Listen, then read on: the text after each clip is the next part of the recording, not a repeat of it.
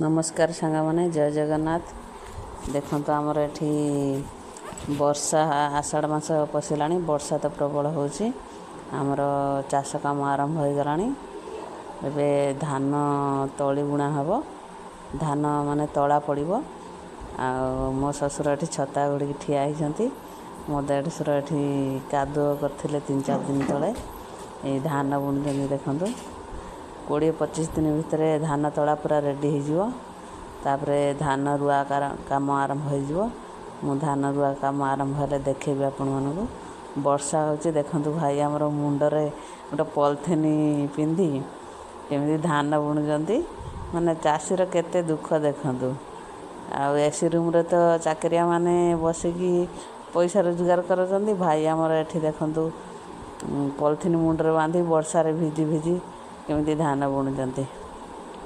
सतरे जे चाष करिथिबो से ही बुझी पारिबो चाषीर दुख कण।